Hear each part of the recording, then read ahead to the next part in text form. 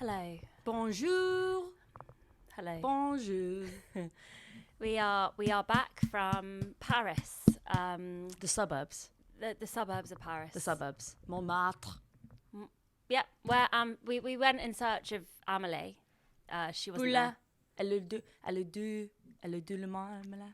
Yeah, I was never very good at French at school, and I thought that I shouldn't be allowed to do the accents, really. I've got to stop. Whereas you are quite gifted, aren't you? Oui. À le long de français, je parlais français. So we were there. We went because I have always had a fascination with actors who went to clown school. Clown. Les clowns. And I thought that we would benefit from just having a little bit of that training. We went for an intensive clown course. Le jeu, le coq, la goulier. Okay, I think you should stop doing that now. I think you should stop doing that. Okay, so it's part of my process. Right. And one of the things that we did learn about as at clown school is that it's every clown's responsibility to find their clown. And this is what Master Gaulier told us when we got there, immediately recognizing me as somebody who has an innate clown, the show clown. But then he came up to old Bess and he said, "What's this?" He said, "What's this? What's this? I don't think I've ever seen anything like this before. Who is this clown? What is her clown?" And what started a beautiful 2-week process of trying to discover Bessie's clown. They couldn't find it. It's the first case that Gaulier has ever come across where somebody doesn't have a clown. Now, if you're wondering what I mean by finding your clown, to find one's clown is to subject yourself to abject humiliation. It's to flop in front of a group of people. The job of a clown is to make people laugh and then leave and to say, "Oh, you've done a little chuckle. Bye-bye, time for me to go." Yeah. And so what they do is they get you up on a stage and they say, make a scene out of nothing. They give you nothing. And this can be very intimidating to some people. I decided to play as a narcoleptic clown. So I fell asleep. And then for quite a while, 20 minutes, I actually had a nap. And Gaulier was blown away, absolutely blown away, because I took to it like a natural. I took to it like a duck to water. And then Bess got up there and he, for a bit of a challenge, he placed a large ladder, a sort of one of those ones that you have on a diving board, and then a big tub of water. And he, without saying anything, because he doesn't need to use words, he motioned to Bessie to dive into the tub of water. And she refused. I had my glasses on. She had her glasses on and she didn't want to get her hair wet. Didn't want to get my top bun wet. It takes so long to untangle. Mm-hmm. And I just said, no, I don't feel comfortable with that. I'm not diving into the water. I just wash my hair. Mm-hmm. And then what was frustrating is that Gaulier thought that being a bit sort of sassy, he thought that was your clown. He didn't realise that was real. Because I burst into tears. Because and then the tears, we all know that tears are one of the most important assets in a clown's handbook. You know, along with the squirty flower and the spinning bow tie. Yeah, tears are one of your main assets. So he was at first quite impressed. But then when it became clear that I was having a mild panic attack at the prospect of getting my hair wet and having to untangle that, I hadn't brought my tangle teaser. He didn't understand what I meant when I said tangle teaser. Yeah. He kept kind of trying to say it in his French accent. Tangle teaser? It was tangle teaser? And that was, he thought it was a type of cheese. I found that really, annoying. And so we had, because he is renowned, isn't he? Renowned. He has this rep of being like this sex god. Yes. Clown guru. Sex god, I can confirm. And so when I was basically not really, I actually found him quite repellent. I don't know how you could have done that. Because I found him disgusting. Well, I think what was so interesting for me is that he was so drawn to your attitude, to your sort of repelled and sort of angry persona that you were giving off. He really thought that you were so invested in your clown he didn't realise that it was just you, Bess. He didn't realise that I am just naturally ridiculously uptight. Yes, and with very good hair care. Exactly, and he's never seen anything like that before. He's never seen hair like this before. What made it interesting for me is because I love a challenge, and I thought that I was going to be his top pupil. I thought I was going to be a star pupil, Golier, because I found my clown.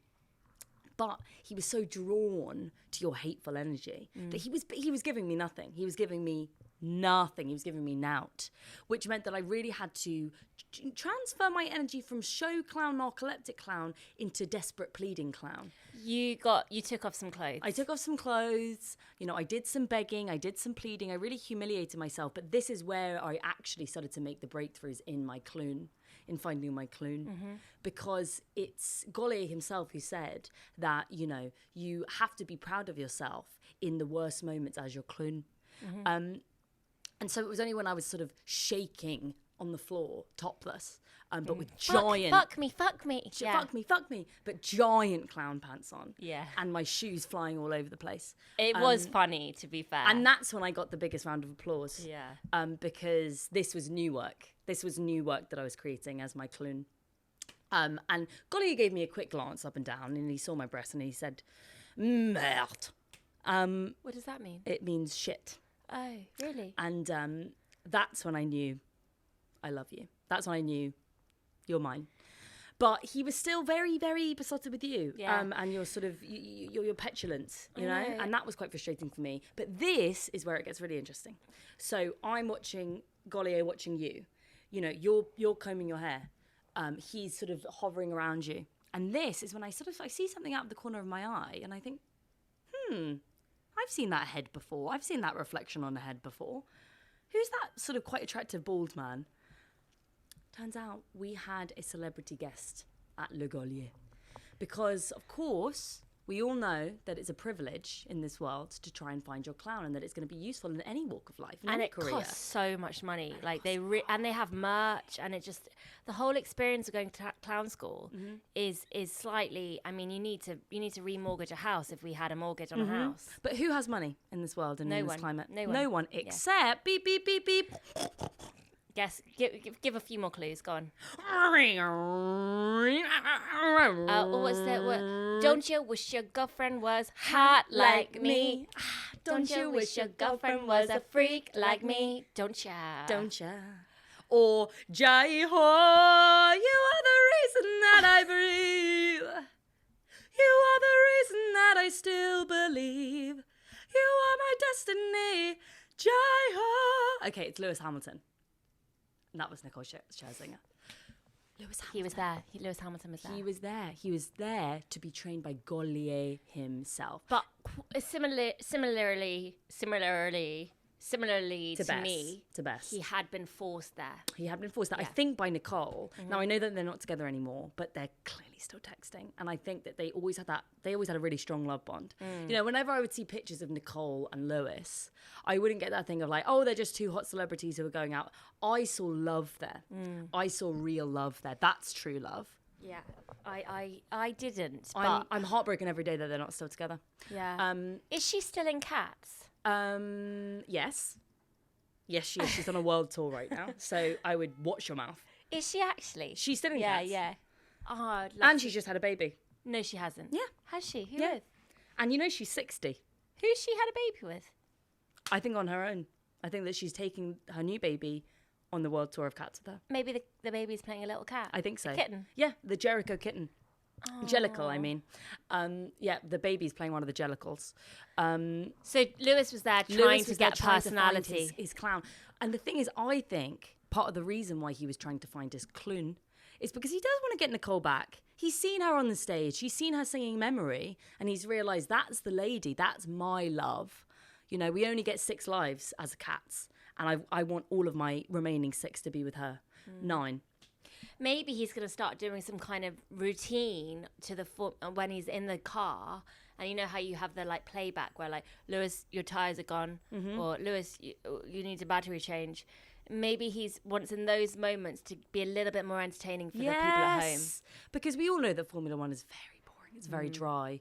And I think that But he just didn't stop doing the sounds of the cars. It was like, Lewis, what's your clown? And he would go, vroom, vroom, vroom, vroom, vroom, vroom, vroom, vroom. You know, Golly had to sit him down and say, Louis, tu n'es pas une voiture, which means you are not a car. And Lewis just couldn't quite wrap his head around it. He experienced what's called the flop, which is when you can't make the group of people laugh, and it's very boring for everyone involved. Yeah. It's a very shaming environment to be in, because Gollier actually encourages the rest of the class to hurl abuse and to be very rude and to sort of laugh at you, but in a nasty way. And you're not allowed any food there. No. You Starvation is part of it's basically a weight loss camp. Absolutely. No, that's why you see a lot of these middle class mums there. Yeah. Because they view it as basically a version of the Mayo Clinic, but just like a bit more fun. Yeah. Not in the Alps. The only food they allow is fruit to throw at whoever's failing. So the only chance that you get to eat is actually if you flop. Yeah. And then you can sort of scrabble around on the floor. Grapes, tomatoes. And then Gollier, he notices when people have flopped on purpose, and then he judges you for it because they were hungry. Because you were hungry, and you decided you should be hungry for art. You should be hungry to make your clune better. The only snack at snack time you do, obviously, is a bit like nursery, the timetable. They have like a break in the middle of the morning for snack time, and you're allowed a thimble of milk. It doesn't taste like cow's milk, but it's not oat milk. I don't know what milk that is. I think it's actually, it's breast milk. I think it's breast milk from one of the matrons. Well, yes. I mean, that's what my hunch was too. I've seen her eating grass outside, so. Well, I should just drunk my own. Yeah, you should have just drunk your own. I know that you're still producing. Well, of course I am. You could just hook up a funnel, I could take one and you could take the other. It could be like one of those backpacks. My breast milk is near green, though, just to warn you, because I eat so many vegetables. Yeah. Anyway, the only snack they allow is a tiny little box of raisins. It's just shocking, isn't it, the way that French people live? So what's also interesting is when you're studying at the Gollier is he educates you on how clowns have impacted culture. You know, we don't realise that so many of our eminent historical figures were clowns. You know, Abraham Lincoln, clown. Have you ever seen more of a clown face? Now, because all of the photographs of him were obviously taken in black and white, you can't see that he is actually portraying the white face clown. So really, there are 4 distinctions of clown. You've got the white face. You've got the hobo tramp. This is what he tried to place Bessie in originally because she suits it so well. But he decided that.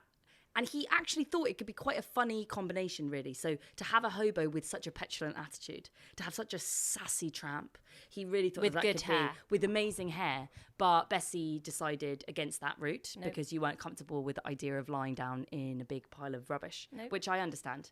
Yep. I would be willing to do it. If Gollier had paid me that attention, I would have been very grateful. But you're a different person to me, and that's okay. Then you've got the Auguste, which is the fool clown, who's there to make you laugh, who's there to be silly. And then you've got the character clown, which is what eventually me and Bessie both decided to sort of try our hand at, which is to find your clune. What makes you a special clune? The closest I got was my inner clown resembled Misha Barton in the OC. That was really exciting work to watch. Because she just had that energy, didn't she? And I seemed to channel Misha Barton. And it's like your hair just magically kind of crimped in the ways that hers would sometimes in the show. And she just can't act. And I think that probably I am having to accept that maybe my acting style is not an acting. Actress who cannot act. Yes, which actually takes a lot more training and work than somebody who can act. Absolutely, yeah. So there really should be a new category of award ceremony now, or like at least a category for the literal award itself of best bad acting. Yes, the actress who cannot act. Because you'd be a shoo-in. I would. You'd be a shoo-in. And then so what did we decide that yours was? We decided that my clune, we tried the narcolepsy thing and it didn't quite work. We tried the porn one. We tried the porn one. Which didn't really work because it's difficult for a clown to be sexy. This is what Gollier told me. He said, you need to let go of this idea that you're likable. You need to let go of this idea that you're cool, that you're sexy. You know, clowns don't need to be any of these things and they can't be any of these things. You know, what you have to accept is that I am sad. He said that you are actually the saddest person I've ever met. He said, almost tone it down. Because when initially he said, let's try your sad clown, the tears just came flooding out. And I sort of blacked out. I woke up about 3 days later. And he said that it was a very intense psychological warfare, really, that happened between me and him, because I just started screaming, murder, bloody murder, you know. So I think that my clown is potentially PTSD clown. I think that my clown had some very traumatic experiences, maybe in a war. And so my clown is essentially watching, if you were to come to one of my clown shows, it's essentially watching me reliving the most traumatic memories of my life and past lives, I believe. And when that's I was in what the war. I thought this was going to be about. I thought it was going to be about trauma and about sadness and really embracing that. But actually, it turns out that he's not into that. No. And so he has the only other food that he allows, he has a smoothie bar.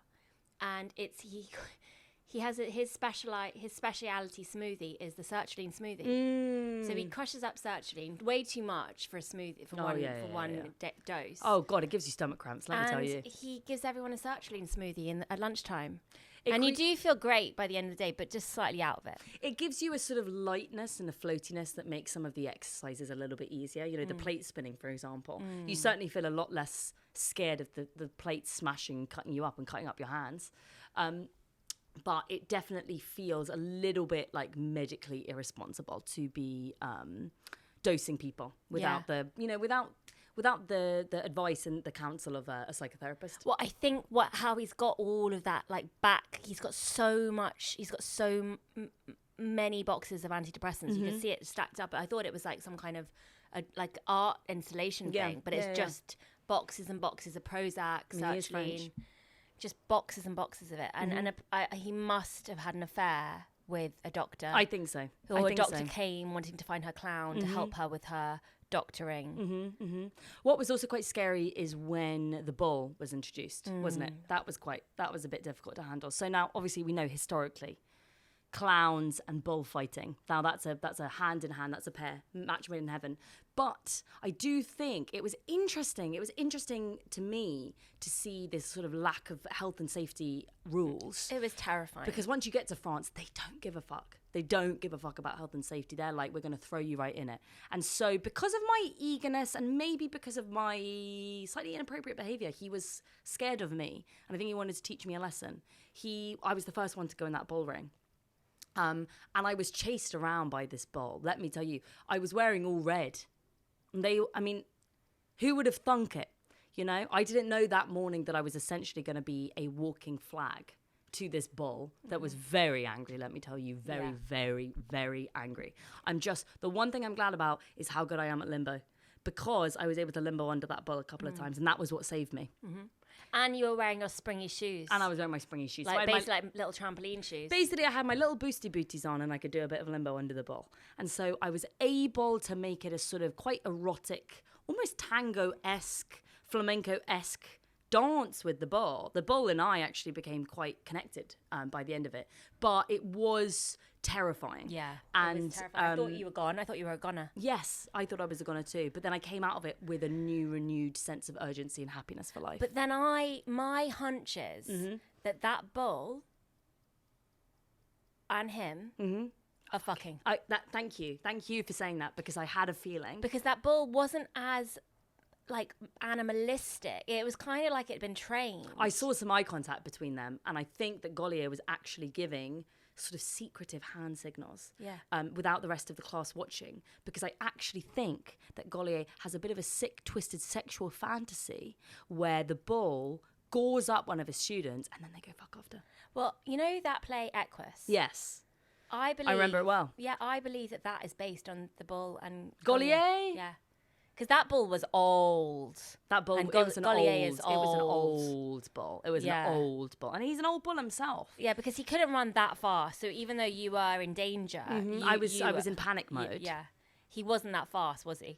No, it was more of a walk, really. And I think that my reaction, because I did throw up a few times. I was crying. I did shit myself. Yeah. And the bull was only actually just walking. I think even that the bull's horns had been cut off. So I think that the bull didn't actually pose any immediate threat to me and my life. Is that its way of being neutered? Yes, because that's actually the sexual organ. Oh, right, the horns. Of the bull. Yeah, I didn't know that. So essentially, it was a eunuch. It was a eunuch. So it didn't actually pose any threat to me, which now I understand, of course, with the health and safety concerns. But in the moment, it felt very real. And that's when it clicked. That's when I realised this is what this clown school has been about. It's about making you realise, look death in the face and say, what do I want to do? Well, I want to tell a joke. And that's what being a clown is. But also, if you're going to try and have an affair with an elderly clown guru, you're going to get a bull running after you. You're going to have a bull in front of you in line saying, me and him have been fucking for 30 years. Who do you think you are? You homewrecker? Exactly. Yeah. And this bull is neutered, right? So it only does it for the intimacy. It doesn't actually get any physical pleasure out of it. He just wants cuddles. It's got to an age now where it just wants to settle down. And I think that's what I respected about the bull. And by the time that I'd finished my bull exercise, nobody else ended up really doing it. You know, Bessie, you didn't have to get chased by the bull. Nobody else in our class. Lewis certainly didn't. Lewis wanted to ride the bull. Lewis just wanted to ride the bull and make vroom vroom sounds. And like, I understand it because that's what he's used to. But Lewis really needed this process of clooning to loosen up and to get rid of the car. And I think he did quite a good job. I think he did a great job. I actually think that he's going to race better because of this. Because by the end, do you know what he was pretending to be rather than a car? A bike. Yeah. And that's what was really beautiful to see, that he can be a different type of vehicle. But he also, he showed expression that I've never seen watching Formula One. I never saw him move his eyebrows before. Whoever was in his management team and made him go to that clown school, like, genius. Like, all Formula One drivers should learn to be a clown. Actually, all athletes. All athletes could really use it. Andy Murray needs to go. Mm-hmm. Andy Murray in clown school. Now that would be a Channel 4 documentary that I'd actually like to watch. Totally, because I think that they would have a punch up. They would. Gaulier would be intimidated by the sheer masculinity of Andy Murray, who I've always said is one of my top 5. If I was allowed to go and sleep with a celebrity, Horace has allowed me. With Andy Murray, there's a sheer masculinity to him in his stoicism and in his silence. And in his 2 fake hips. Exactly, because what's more masculine than 2 metal hips and the most boring personality in the world? And he's got about 7 children now. Perfect man. That's my perfect man. Let me do all the talking. Well, do you know what I think that we should try and do? What? As our next kind of like writing retreat mission. Tell me. Well, Kim, Andy's wife. Love Kim. She hung around. She was in for the long game as well. She was in for the long game. She was the daughter of an LTA official. What does LTA mean? Lawn Tennis Association. Well, there you go. So she was like the equivalent of like a child star, but in the tennis world, it was nepotism. Like she was always gonna be married or betrothed to a tennis star, to a Murray. But anyway, she and Andy now own a castle in the Hebrides. Of course. And they Airbnb it. Well, that is lovely. Isn't that great? So maybe if we rent that Airbnb, we could leave a little note to Andy and Kim telling them about the Gaulier Clown experience. Yeah, or you could pretend to be some kind of nanny. You could do Bubble up there. I could do Bubble up there. And you could look after their kids, but, do a Jude Law. As a clown. As a clown. That would be a really interesting experiment. Yeah. And if we could get our little film crew up there, we could make a cracking documentary out of it. Absolutely. Absolutely. God, it's just ideas. And I can write the screenplay. We can write the screenplay as we're filming the documentary as you're fucking Andy Murray. Oh, wouldn't that be lovely? With Kim. Kim's got to be there. Kim's got to be there. If Kim's not there, then I'm not doing it. Her hair. Beautiful, thick, luscious, long hair, like a horse. Yeah. So really, and they have horses. Of course, they have horses. But the thing is with Kim, actually, apparently, she does sew in some of the horse's tail into her hair. That's a bit of an industry secret. Really? Yeah. She's got lace-ins, but it's just horse's hair. Like horse extensions. Horse extensions. Yeah, it's a new thing. It's sweeping the sports world by storm. Like horse veneers. Like the horse veneers, because you know that people are getting. No, it's scary to talk about because we don't want to be the first ones to break this story, but I don't know if you've noticed this new trend going around of people with big old horse teeth. What they do is they crack off a horse's teeth and then they just plop it in their mouth themselves. Yeah. And that's why you've been seeing a lot of celebrities with, rather than 2 front teeth, they've just got 1 big one. And it's funny because it's one of these things that you see it initially and you're like, no, that's never going to become a trend. A few more people get it. Hailey Bieber. I saw Hailey Bieber with it, rocking it. Justin Bieber's wife well, okay, if she's got one massive big front tooth, in a month's time, we're all going to be having going to have teeth. one big front tooth. And in a way, that gets us closer back to the idea of clowning. Because if we're all big front horse teeth with a big horse hair, yeah, what makes us all not clowns? Exactly. And that's what Gollier wanted. That's why he's been fucking the ball. Like that's a bit why of Lewis surrealism Hamilton into was daily there. life. We just want the absurdism back. Yeah. And that's what clones really teach us. Yeah. So maybe we're all going to have like one big ear, one big boob, Big shoes. one big clitoris, Big like pants. Oh, big clitoris. Big clitoris is in. Big clitoris is in. People like- are showing off their clitorises like now on the red coming carpet. through your leggings. You know type how big. we've all been into this sort of sheer dress trend? The reason why that's become so popular again recently is so that, you know, we can all show off our big clits. Yeah. Because you can see it right through. Yeah. And it's become a sort of fashion contest about, well, who has the biggest clit? Well, mine's shaped like a heart. Yeah. You know, yeah. mine's shaped like a lightning bolt. Yeah. So just add, that I do see that happening actually. I It's really a really do. good. And I think it's Gollier because he is the one, you know, he's the one starting all of these trends. We don't realise that so many of these trends have been coming from this school, this clown school, this clown school in the suburbs of Paris. Well, actually, Vincent van Gogh, he cut off his ear. He cut off his ear, and if that wasn't the original big clit, Or big clown. Big clue. clown, Clune. clown. Right, we got to go. So thank you guys so much. It's just always so great to check in about physio. the important work that we're doing. You've got physio. Got physio for my for my forearms. I've got a clit enlargement surgery, so I need to head off. Slow right now. down. Slow I down. haven't eaten for 3 days, which is not necessary for the surgery, but I've decided that I am going to starve myself, get the massive clit surgery, and then Your clit will gorge. look bigger. And then but also because then my clit will look bigger by comparison. So exciting! I can't wait to show Horace. So much love to all of our loyal listeners. But if you do want to sign up for the intensive 2-week clowning program with Gollier, we have now partnered with him, so we have a discount code. Yes. So it's gollier.com/. Big clit. Big clit. So just, you can go to our Patreon and you can see all of our, our stuff about that. But We have a lot of clowning videos up there, from our including time. the special video of the bull. Yeah. You and the bull. Me and the bull. It was a special day. Yeah. Special day that I'll remember forever. Thanks, guys. Thank you for listening. Au revoir. Au revoir.